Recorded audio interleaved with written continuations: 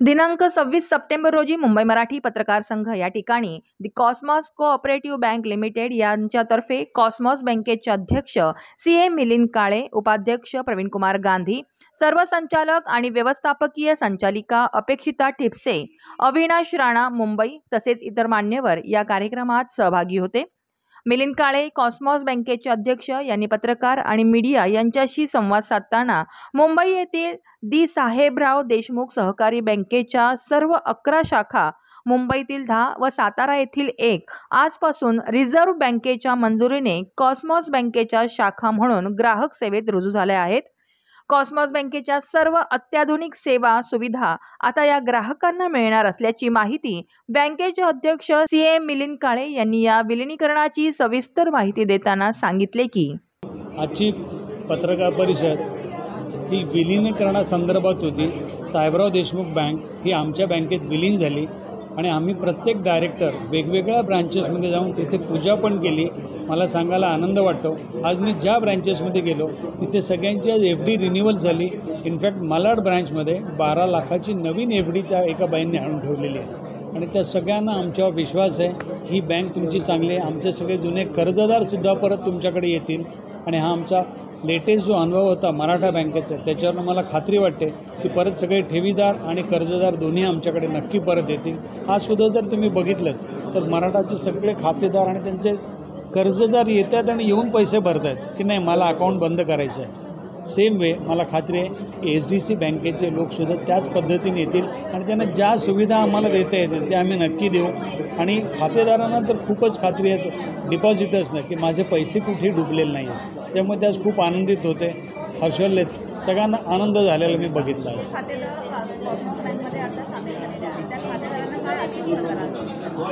त्यांचे पैसे 101% सेफ आहेत मॅडम, कुठल्याही प्रकारे त्यांच्या पैशांना धोका नाही आहे। जसं चेअरमन साहेब म्हणाले 117 वर्ष सक्षमपणे ही बँक इथे उभी आहे आणि ह्या बँकेने आजपर्यंत कोणाचाही कधीही पैसा डुबवलेला नाही आहे आणि ती जी खात्री आहे त्याच्यामुळे नवीन आलेली बँकसुद्धा आपल्याकडे लगेच रिन्यू करते पैसे, कारण त्यांना खात्री आहे की जी मॅनेजमेंट आहे सक्षम मॅनेजमेंट आहे आणि प्रोफेशनली रन बँक आहे, त्याच्यामुळे इथे आपले पैसे सेफ आहेत आणि लोक आमच्याकडे त्या हिशोबाने येत आहेत। आजचा दिवस हा गणेशोत्सवातला सहकार क्षेत्राच्या दृष्टीने अतिशय चांगला दिवस आज उगवलेला आहे असं मी म्हणेन। कारण यामध्ये नुसत्या एका वीक सहकारी बँकेचं एका चांगल्या सक्षम बँकेमध्ये मर्जर झालं एवढ्यापुरतीच ही बाब मर्यादित नसून ज्या सहकारी बँकाच्या काही कारणांकरता डिपॉझिटचं इन्शुरन्स कव्हरेज हे DICGCनी नाकारलं होतं, अशाही डिपॉझिटरचे 100% पैसे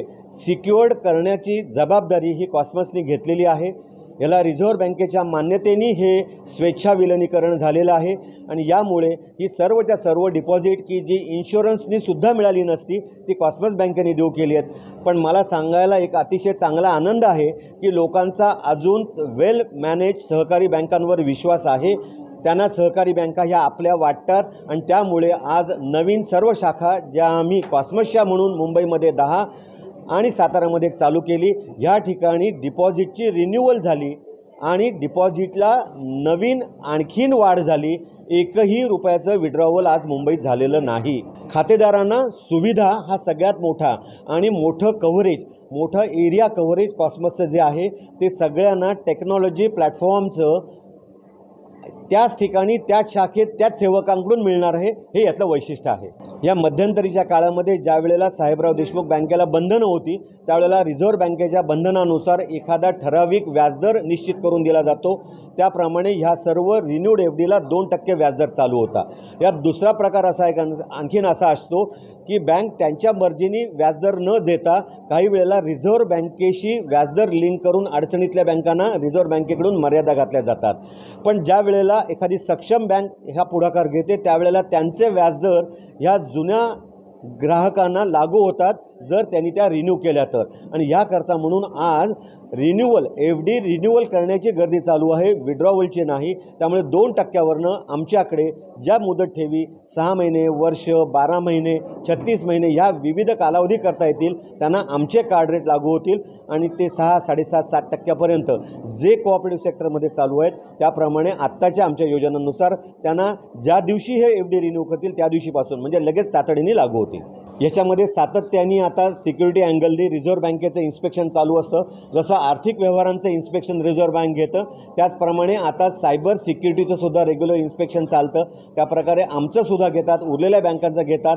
त्यात ज्या ज्या सुधारणा, मी त्रुटी नाही म्हणणार, ज्या ज्या सुधारणा त्यांना सांगायला लागतात नवीन टेक्नॉलॉजी दृष्टीने त्या लगेच ते सक्तीने इम्प्लिमेंट करून घेतात. आणि त्या दृष्टीने आपण जर का आता बघितलं असाल तर हे मोठ्या प्रमाणामध्ये सिक्युअर्ड आहे. तर कायमच म्हटलं जातं हॅकर हा नेहमी या कुठल्याही टेक्नॉलॉजी कव्हराच्या बाहेर आणि ॲडव्हान्स असतो. त्यामुळे हे चालूच राहणार. पण त्याच्यामधल्या ज्या काळजी घेण्याचं काम सातत्याने चालू ठेवायला लागतं ते आम्ही सगळे चालू ठेवतो. त्यामुळे सहकारी क्षेत्रामध्ये कोऑपरेटिव्ह बँकांबरोबर सर्व नॅशनलाइज बँकांच्या सुद्धा सिक्युरिटी सिस्टीम या आता एकसारख्याच आहेत. त्याच्यामध्ये सेक्टर वाईज डिस्क्रिमिनेशन नाही. ज्या सिक्युरिटी प्रायव्हेट सेक्टर बँका त्याच नॅशनलाइज बँकांकडे आणि त्याच सर्व सिक्युरिटी सिस्टीम आमच्या सर्व कोऑपरेटिव्ह बँकांकडे आहेत. आमची कॉस्मॉस बँक गेली 117 वर्ष वेगवेगळ्या पद्धतीच्या सर्व्हिसेस देते. मुंबईमध्ये आता आमच्या 50 ब्रँचेस आहेत. एकूण बँकेचे 170 ब्रँचेस आहेत. आम्ही 7 राज्यात आहोत. या सगळ्या ठिकाणी ठेवीदारांना ज्या ज्या पद्धतीच्या सुविधा दिल्या जातात त्याच सुविधा या नव्याने मर्ज झालेल्या या ब्रँचेसना दिल्या जाणार आहेत. म्हणजे त्याच्यामध्ये त्यांना वेगवेगळ्या पद्धतीचे आत्ता जो काही त्यांना रेट लागतो त्याच्याऐवजी नव्याने कॉस्मॉसमध्ये असलेला रेट म्हणजे जो आत्ता साधारणपणे 7 ते 7.5% वेगवेगळ्या कालावधीसाठी दिला जातो तो रेट आपण त्यांना देणार आहोत. त्यांना असलेलं जे काय वेगवेगळ्या पद्धतीच्या सेवा सुविधा ज्याला आपण टेक्नॉलॉजिकल सपोर्टच्या दृष्टीने दिल्या जातात त्याही आम्ही त्यांना देणार आहोत. आणि मुळामध्ये आमची बँक ही वेगळ्या पद्धतीच्या कर्जसुविधा देणारीसुद्धा आहे. ह्या कर्जसुविधासुद्धा आम्ही त्यांना देणार आहोत. त्यामुळे त्या खातेदारांना त्यांच्या ठेवींच्या बरोबरच वेगवेगळ्या कर्जसुविधाही आमच्याकडनं मिळू शकतील. नाही, मुळामध्ये आपण जे म्हणता या पद्धतीने आमच्या बँकेमध्ये आरक्षण अशा पद्धतीचं कुठलंही नाही. परंतु वेगवेगळ्या परीक्षांमधनं आलेल्या महिला जर आपण बघाल तर आमच्याकडे 50%हून जास्ती आजही महिला वेगवेगळ्या लेवलला काम करत आहेत. त्यासाठी आरक्षण करायला लागलेलं नाही. परंतु सवलती काय तुम्ही महिलांसाठी जसं बायकोला बारी देवा आहे तसं सवलती तुम्ही काय महिलांसाठी महिलांना सवलती ज्या असतात त्या जर मी प्रत्येकाला देताना त्याच पद्धतीचे स्केल देत असेल तर कामाच्या अपेक्षा त्याच असतात. त्यामुळे महिला म्हणून वेगळ्या सुविधा आमच्याकडे अशा दिल्या जात नाहीत. परंतु नॉर्मली आपण म्हणतो तसं लेडीज रिलेटेड जे काही प्रॉब्लेम्स असतात त्या दृष्टीने त्यासाठी काय पद्धतीची सोयी सुविधा द्यायला लागतात त्या आम्ही नक्कीच पुरवतो. कालच साहेबराव देशमुख कोऑपरेटिव्ह बँक ही कॉस्मॉस बँकेमध्ये विलीन झाली. मी या निमित्ताने आपल्या माध्यमातून साहेबराव देशमुख कोऑपरेटिव्हच्या सर्व ठेवीदारांना मी आश्वासित करू इच्छितो की आज आपली बँक कॉस्मॉस बँकेमध्ये विलीन झालेली आहे. तुम्हाला आपल्या सर्वांच्या ठेवीदारांच्या सर्व ठेवी ह्या सुरक्षित झालेल्या आहेत. ज्या आजपर्यंत तुम्हाला जी मनामध्ये भीती होती ती भीती संपूर्णपणे आपण काढून टाकावी आणि Cosmos bank HDFC bank Cosmos बँकेत विलीन झाल्यामुळे आपल्या सर्व ठेवी सुरक्षित आहेत. आपण काळजी करू नये. आज साहेबराव देशमुख बँक ही कॉस्मॉस बँकेमध्ये विलीन झाल्यानंतर खरोखर कॉस्मॉस बँकेने एक सहकारामधलं एक चांगलं कार्य हा आज या ठिकाणी ते कॉस्मॉस बँकेच्या हातातून होतं आहे की कॉस्मॉस